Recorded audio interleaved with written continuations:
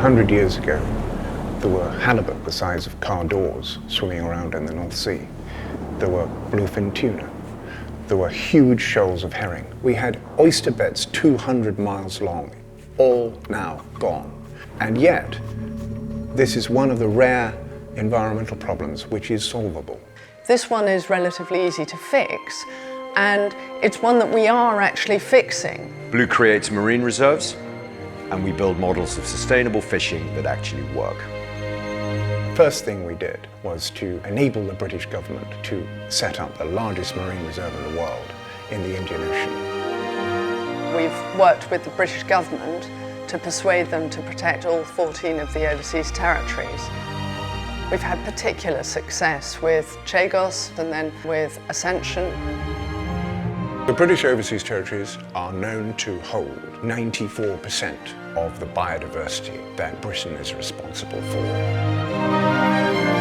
Someone's described it as the greatest conservation commitment by any government ever, and we're working to make sure it happens. In Lyme Bay, we've helped small-scale fishermen find their way again. What you have to do if you come into a fishing community is to engage in a conversation about what matters to them, which is actually making a living. They wanted to get us around a table and talk to each other and actually have the fishermen put the input in. So far it's been very beneficial. Port infrastructure has been greatly improved. What we've managed to do in Lyme Bay is show that it's possible to fish sustainably and see a revival in fish stocks, habitats. The success has been fantastic, yeah. It is a really successful project.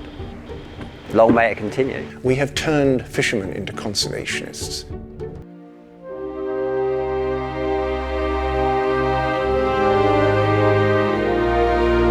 We're also working with the Italian government to create what will be the biggest marine protected area in Italy.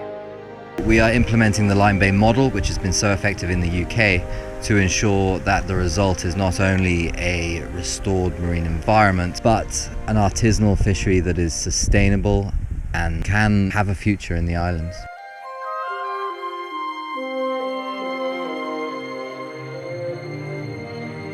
We have started to reseed the largest oyster beds in Europe in the Solent.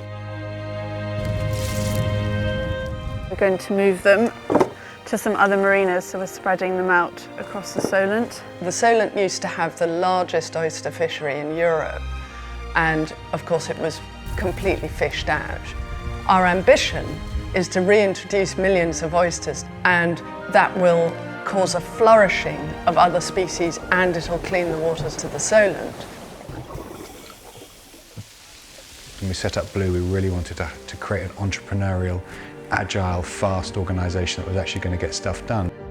We come from finance, from journalism, from media, and we won't take no for an answer. We've got great following, we've got a great brand, we've created great awareness, and most importantly, we've delivered incredible results. We've played a key role in protecting 4 million square kilometres of ocean, which is pretty incredible considering there are 12 people in a small office in Somerset House.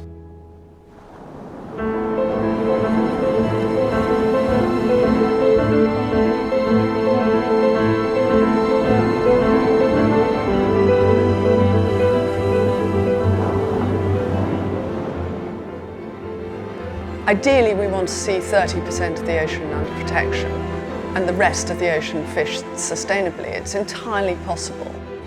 It is something that we know how to actually fix. So what it requires is money, governance, some smart initiatives, some great innovations to get this job done. Why should we care about the sea? Because it's ours. It belongs to all of us, and because it belongs to all of us, we should look after it more.